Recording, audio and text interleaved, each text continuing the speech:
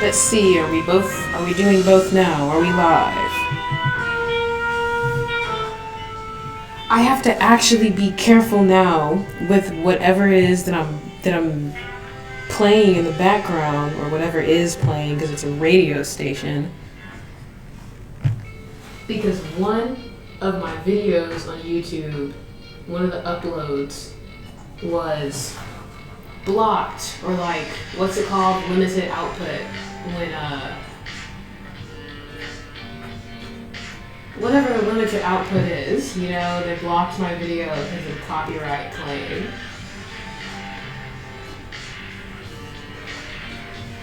So I have to actually be careful now, because YouTube is watching.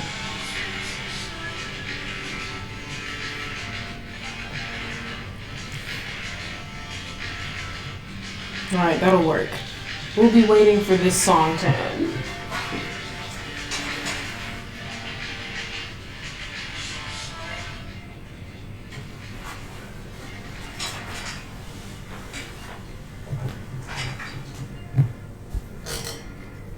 There's a minute and a half. Alright. Guys, I think I actually have music to play today.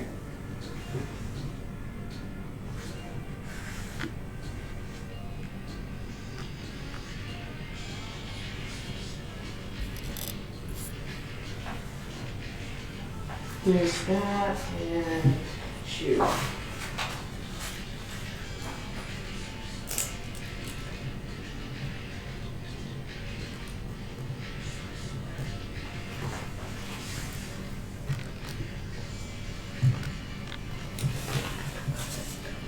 It's so much more quiet without.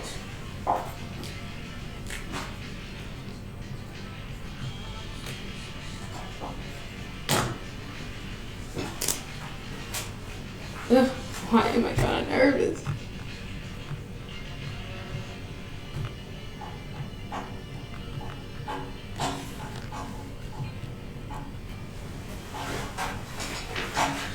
It has been weeks and I forgot how to do everything on air. But here we go, 10 seconds.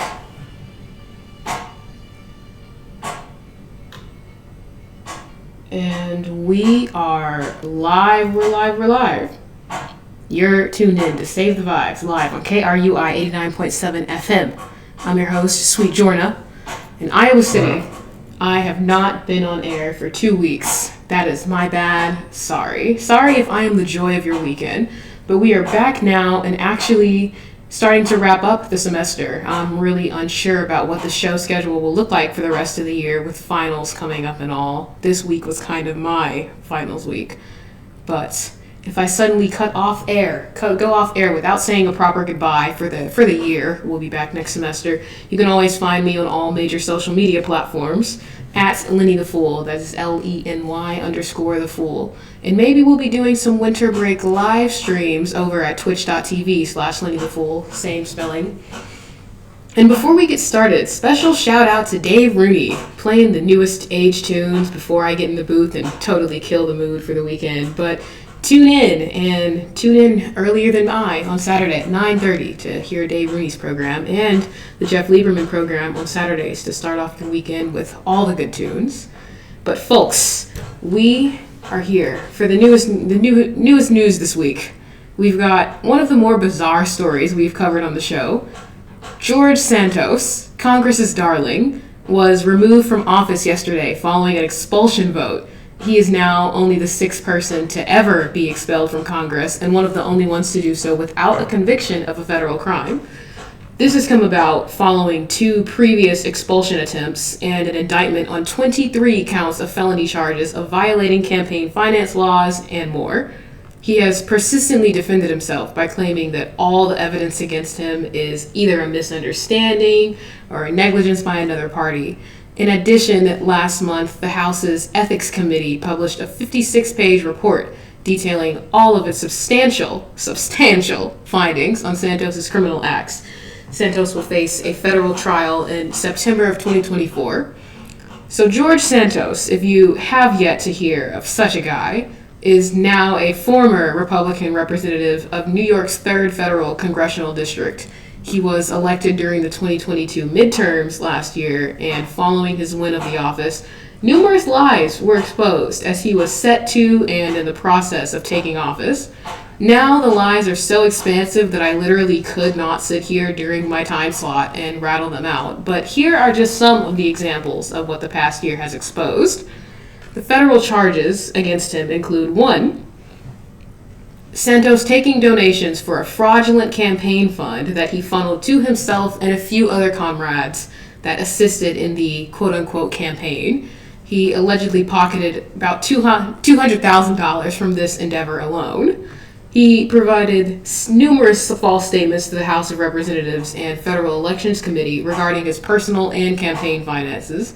He also lied about virtually every other aspect of his background information, which I will be coming back to in a second. Third is he committed credit fraud by taking unauthorized donations from his campaign donors and stole several of their identities. And fourth, he applied for and received roughly $24,000 of pandemic-era unemployment benefits while he was employed. These are just some of the federal charges. His personal repertoire of lies is even more bizarre. We now know that he has lied about his education. He's previously stated and included on resumes that he acquired a master's degree of international business from NYU. That then changed to him saying that he's attended Baruch College in New York City on a volleyball scholarship where he suffered knee injuries that required surgical replacements.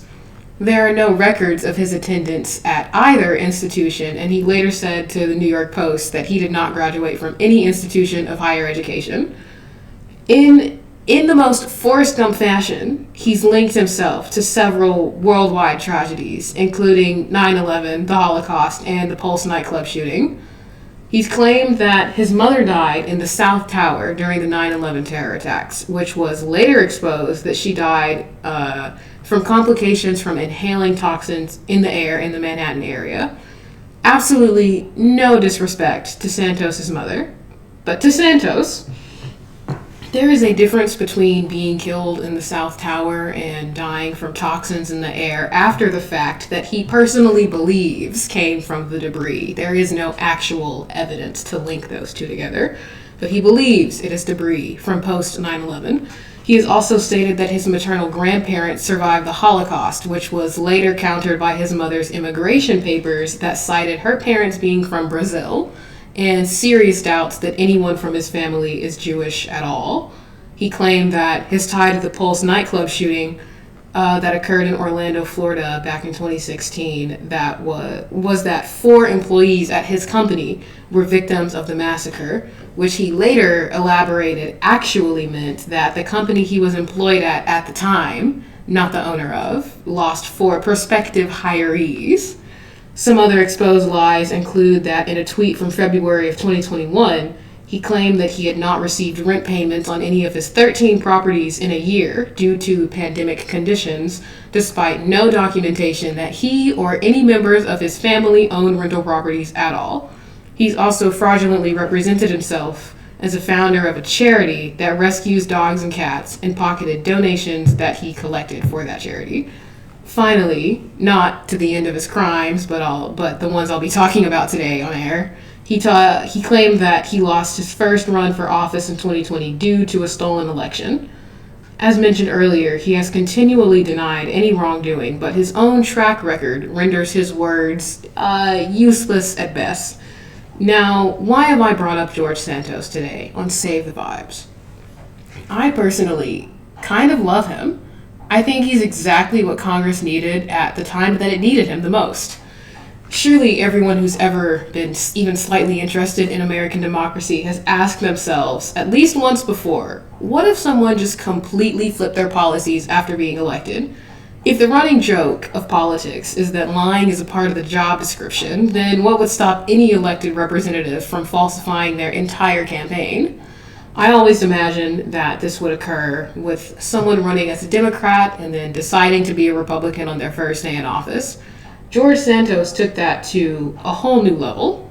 He lied about everything. He lied about his job experiences. He lied about finances. He lied about his education, his background. He lied about everything down to knee surgery. His entire campaign and time in office has been an experiment, and he's kind of a genius for doing so. He's exploited every weak point that the government had to offer. A position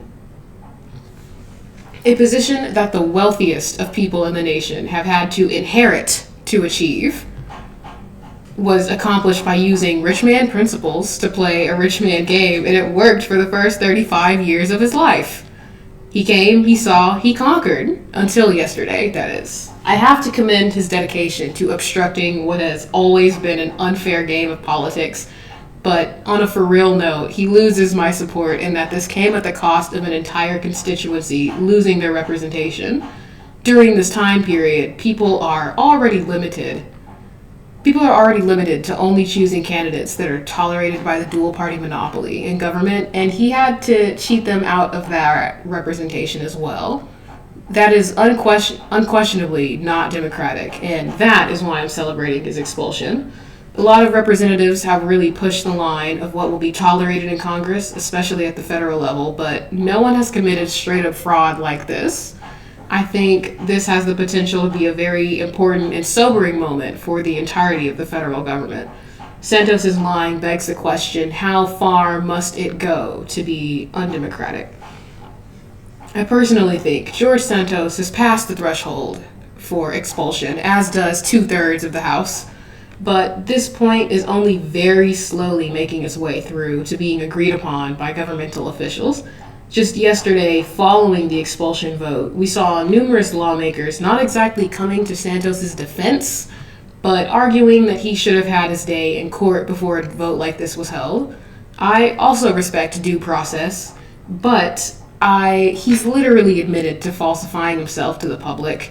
If Congress is to represent the will of the people, and then the people admit to not being who they portrayed in their campaign to be elected by the public, they should be removed from office, regardless of criminal proceedings. In other news, we've pretty heavily been covering updates on Israel and Gaza, since the initial attacks took place on October 7th. We've been off air for the past 2 weeks, so there are a few updates. We're not reporting this in the most timely manner, but a ceasefire did take place. It was very short-lived, only lasting a week, but it was agreed for a hostage exchange. The ceasefire came about largely after a grassroots effort by the families of hostages taken from Israel, putting pressure on the Israeli Prime Minister Benjamin Netanyahu, and the organizers communicating with foreign governments on their own. The mediation has been led by Qatar and Egypt, with heavy pressure from the United States. As of this past Wednesday, roughly 100 Israeli hostages have been released by Hamas in exchange for 150 Palestinians that had been detained by Israel prior to October 7th. There is public contest about referring to the Palestinians in the exchange as prisoners, given that many of them are children whose offenses include throwing rocks at Israeli personnel. A great percentage of these detainees have also not faced any formal charges or any judicial proceedings at all, and are seen as being unjustly held by Israel. The United States has continued to stand by Israel during its wartime, but it has also continued to call for greater measures that would curb the loss of civilian life and allow for greater dispersal of humanitarian aid in Gaza. Since the hot war campaign has resumed as of yesterday, Israel and Hamas have continued to blame one another for instigating the fighting again, and Israel has since withdrawn its negotiation team from Doha in Qatar. That brings us up mostly to today. The war is cruelly grinding on with no end in sight, no certainty. But what we can celebrate is that negotiation is proving itself to be some level of productive. Hostages on both sides are being freed. And as we've discussed before, Palestine has no representation in the state of Israel besides being kind of an entity imprisoned by Israel.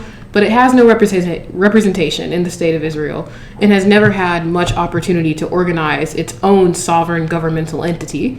Hamas is currently the primary governing authority in Gaza. But with them being designated as an international terrorist organization, they lack recognized legitimacy. Every country's first motto is, "We do not negotiate with terrorists." That means Hamas is illegitimate to all of them.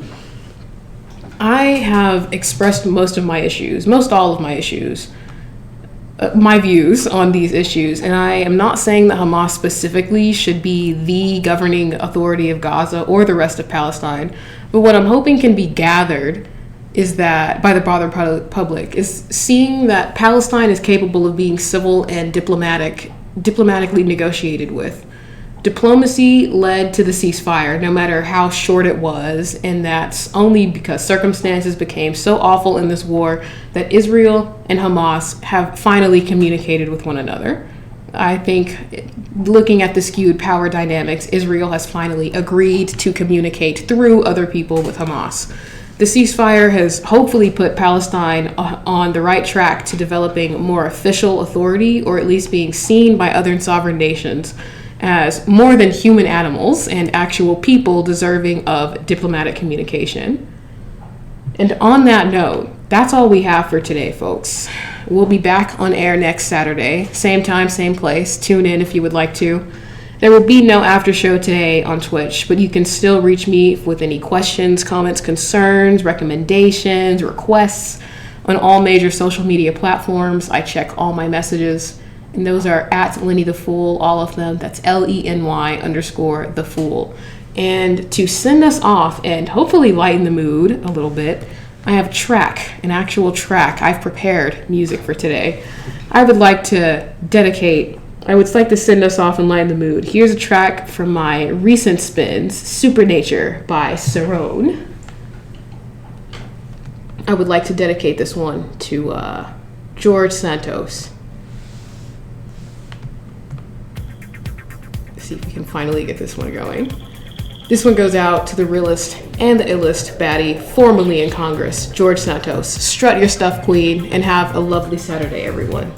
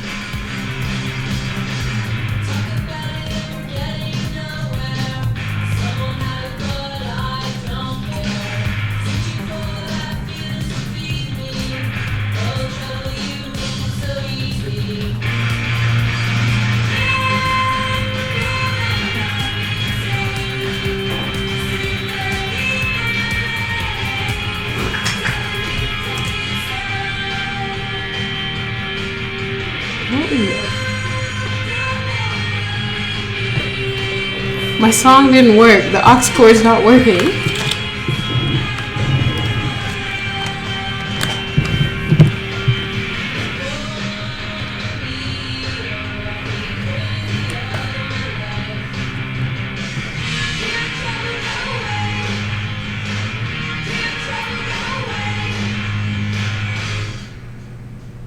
Let me see if I can fix this real quick, because that was the one time I had music prepared.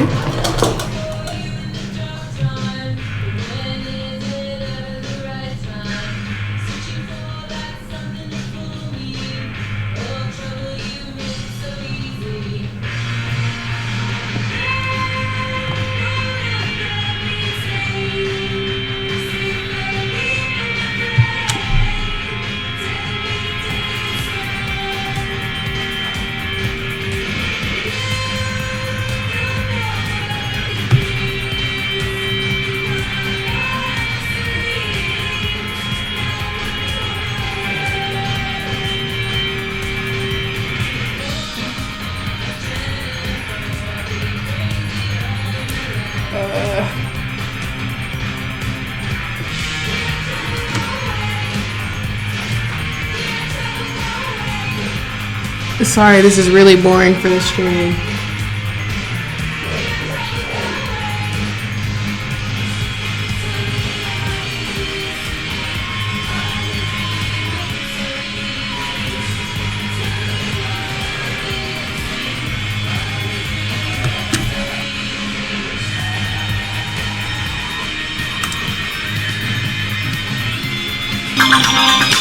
Oh my god, that was it. That was it.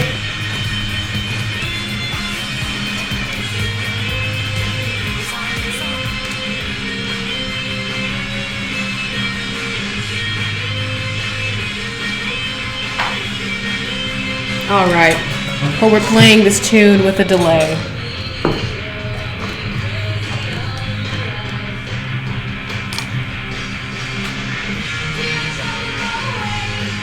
Anything in the chat? I can hang around until my time slot actually ends at 12.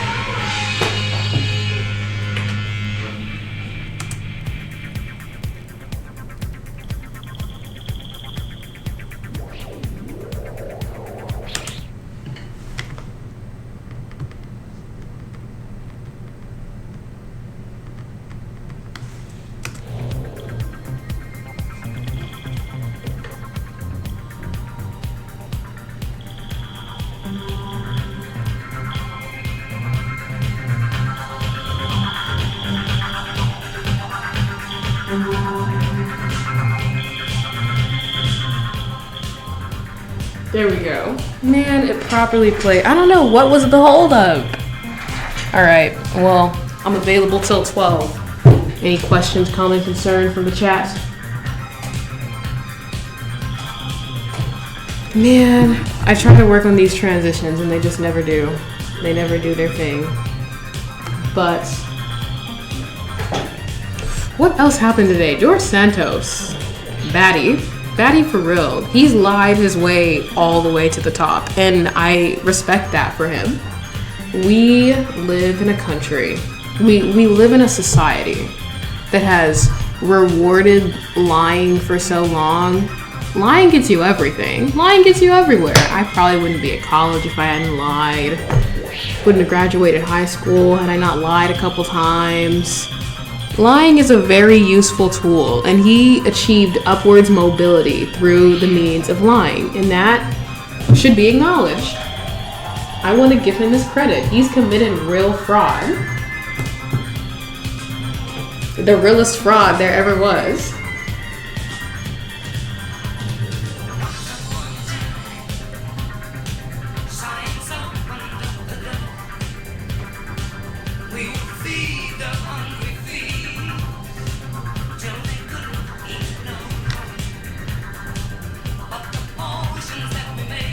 What else did I have to say about Hamas? I don't want to perpetuate liking Hamas because they are a terrorist organization, but I think taking hostages really has been the smartest thing they've ever done. No one has communicated with anyone in Palestine diplomatically, seriously, for real, and gotten anything done until they took hostages. I lie, cheat, steal. That's the way it goes. I still hope this isn't too YouTube demonetizing one of my last uploads because of the background music. I hope this doesn't trigger that. But it's really a good song. I recommend it to everyone.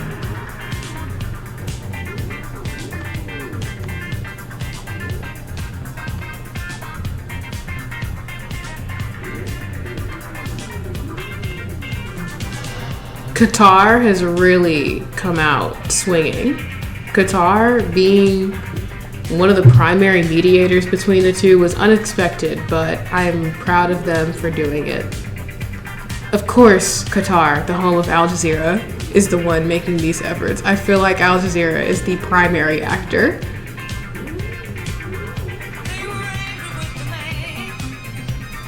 Or maybe I should just learn more about Qatari diplomacy and negotiations.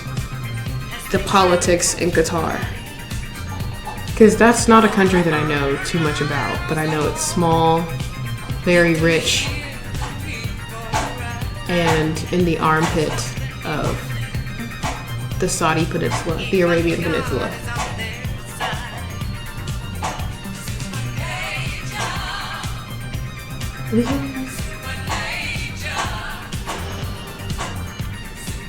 Put up a donation button. I should. I don't know how to do all that.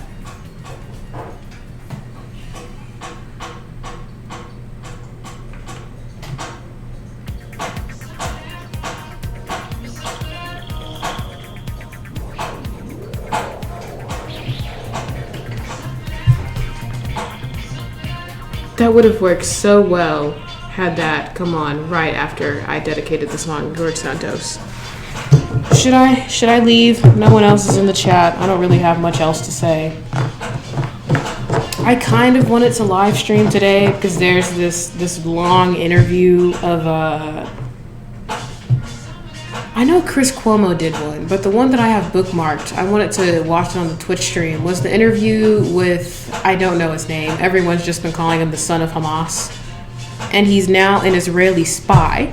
His father was one of the founders of Hamas, and he now spies for Israel on Hamas, and that is like top tier treachery. And so I wanted to watch that, see what he had to say. But I don't really know what he's going to say, and so I may just be sitting there watching him talk for an hour with no comments. But I also have like homework and stuff to do. This week was my finals week. It was very, very busy, and it's not over yet. So I am going to go home, make some cream of wheat, and enjoy the rest of my Saturday while I sit in the same chair writing an essay. But I'll end the live stream there. Nothing much else is going on. So thanks for tuning in, everyone. Goodbye to all. Have your regularly scheduled tunes. Go for a drive. Put on a good playlist. Right, goodbye, everyone.